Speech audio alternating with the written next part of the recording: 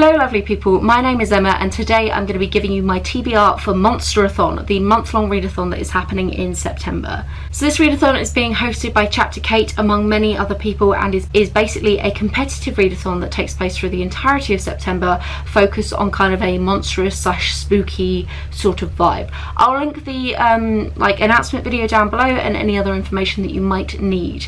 Now there are 3 different teams and I'm on Team Beasts for this particular round, which is definitely because of werewolves, essentially. Sorry, that's fine. I absolutely love werewolves and all were type creatures, so I was definitely going to sign up for Team Beasts and I'm super psyched for it. So there's multiple different ways that you can earn points by terrorizing villagers is what we're doing. Each point is a villager terrorized, so that sounds fun. One of them is by joining in with the group book and reading your particular story from it, though I will probably read the entire group book because it's like a collection of short stories. The other one is by number of pages read, and then there are 10 particular prompts and then a bunch of video challenges. So today I'm going to run through the book choices I have for the prompts in general. So the buddy read book or the group book is Unnatural Creatures, which is an anthology that has been particularly selected by Neil Gaiman, which seems really exciting. The first prompt is Classic Creepers, and this is read a book with a classic horror monster in it. And for that I'm going for The Winter of the Witch by Catherine Arden.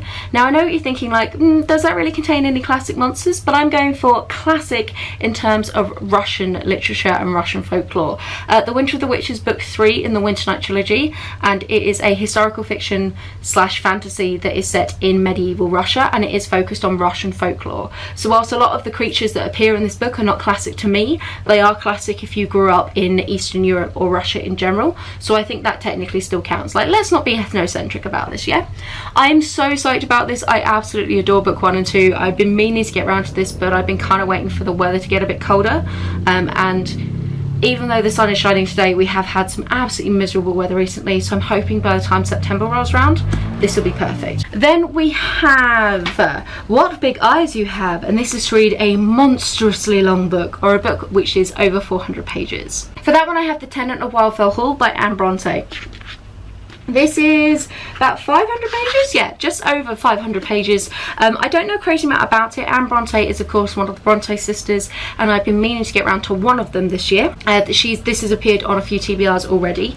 I'm actually going to be buddy reading this with Carly from Bell's Books. I'll link her channel down below, and I'm really looking forward to it. I think it's going to be good fun. I've heard some good things about this one in particular, so I'm very excited. The next one is Chimera, and that is read a book that kind of spans across genres or could fit into multiple different genres. For this one I have Love Minus 80 by Will Mackintosh. Now this is a sci-fi because it's set in the future and it's to do with technology and social media and something called The Maze, but it's also technically a romance because it discusses about love and the idea of it's a romantic future kind of discussion, and I guess technically it could be a thriller because the blurb mentions a death. It's an impossible love story is about to unfold between a hit and run victim and her killer. So I really have no idea what this book is going to be like. I'm quite excited about it. I bought this one ages ago, put it on my shelf, kind of forgot about it, and then when I was scanning for this particular prompt, this one leapt out and I was like, yeah, this could be cool.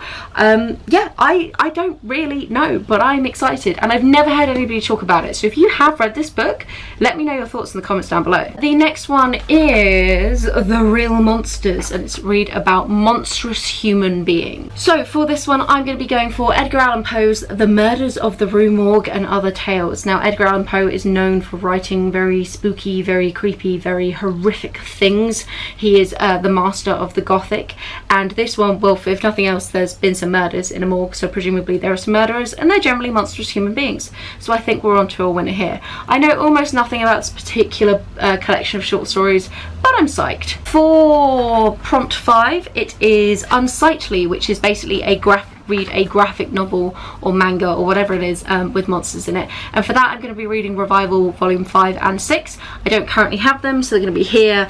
I actually mentioned Revival as my recommendation for this particular prompt anyway, so I figured I should just continue with the series because I'm about halfway through. Revival is about a small rural town in very northern America where the dead come back to life, and it's about the ramifications of that. They're not technically zombies in that strictly brain dead kind of vibe, like they've got sentience to them and they're basically like the people brought back, but there's definitely something more going on, and there's some kind of like creepy, freaky, alien white ghost type monster that's wandering around doing kind of horrendous things. So I think this one definitely counts. Then we have Angry Mob, and this is pick a book that has been recommended by more than one person. For that I'm going to go for The History of Bees by Maja Lund or Lunde. This one I bought recently at Waterstones, and it was on a table which was like our recommendations or our personal favourites, so I feel like that alone technically counts. This is like a fairly well-known book. I'm pretty sure it's won a bunch of prizes. It's a #1 international bestseller. I'm sure it's won prizes, but it is essentially a dystopian fiction, but also a bit of a historical fiction. So it follows 3 different timelines, but the reason why this one is a little bit notorious is it has the iconic scene of essentially having to have labourers paint pollen on trees because all the bees have disappeared in kind of the future setting, this dystopian future that happens. So I always love a good dystopian fiction. I also really enjoy historical fiction, and I think that this is going to be a really lovely mashup of the two, and I've heard only positive things about this, so I'm psyched. It's the kind of book that appears on like tons of recommendations lists. I'm sure Goodreads has put it on like a books you should read if you're into dystopian fiction or things like that multiple times, so I'm very confident that has been recommended a lot. Then we have Sacrifice, and it's a book that was in somebody else's unhaul video. I literally never watch unhaul videos. They're not a kind of video that I particularly like, and they're not one that I've ever personally made either. So this prompt was really freaking me out a little bit for a while, but then just after Monsterathon was announced, which was a while ago, Jess Reeds, is that her name? I'll link her channel down below. I know exactly who I mean. She put out an unhaul video, and I was like, well, I am looking for books in unhaul videos. Okay, I like her channel in general, I'm gonna watch her stuff. And then as it so happened, there was she's unhauling a series that fits perfectly with what I want to read. So thank you so much, Jess. You are a lifesaver inadvertently right now. And that is A Gathering of Shadows by V.E. Schwab. This is book 2 from the London series, which Jess decided to unhaul the entire series, which fair play, girl, you do you, whatever suits. But I read book 1 last year and absolutely adored it, really enjoyed it, and I've been kind of meaning to get around to book 2. It's been on a few TBRs, haven't quite got around to it, haven't been in that like fantasy mood or series mood, but this works brilliantly, and it means that I don't have to sit through any more unhaul videos that I don't enjoy. Yay! Okay, so technically those are the only ones that like everybody has to do, and then for each of the 3 teams there is a prompt for your team. So the idea is you're supposed to prioritise your team prompt first, but you are welcome to do the other teams. So I do have a book that fits in, like a book for each team, but the theory will be that I will focus on doing the beast prompt first. And the beast prompt is actually listed first, and it is read a book with a monster that has either a plant or animal traits, and I have 2 by the same author. I don't know which one I'm going to read, but they both have plants, and that is John Wyndham's The Chrysalis and The Day of the Triffids. Both involve plants either taking over human beings or something like that in general. I know they both feature plants in some way. They're both sci-fi. John Wyndham has been on my list of like classic sci-fi authors that I've been meaning to read for a while.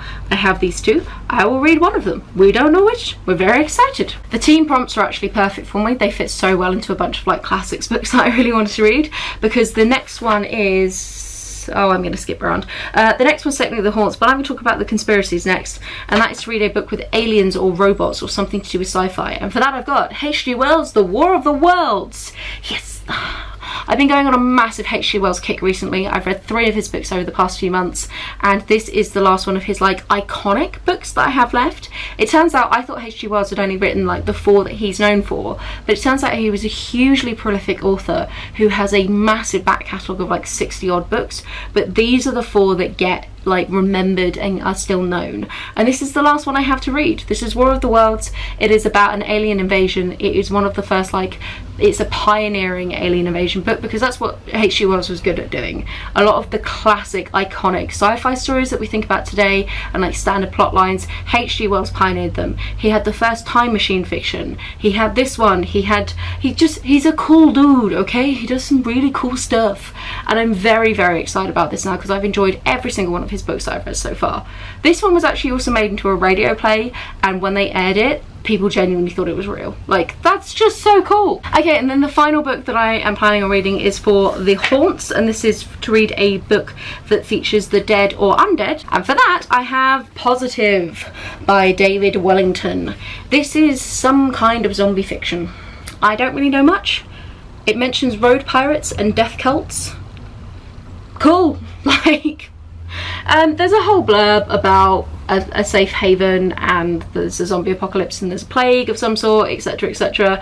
I'm really not that bothered about the exact details of this. I think this is going to be fairly generic zombie fiction, but I do really enjoy a good zombie book, because actually zombie fiction and dystopian fiction have a fair number of like features that cross over that I enjoy in both. That real like survivalist, what are we going to do, how are we going to cope kind of vibe, which I do really enjoy. So this is one that I picked up. I don't think it's a particularly well-known or popular book, but I'm keen. I'm really keen.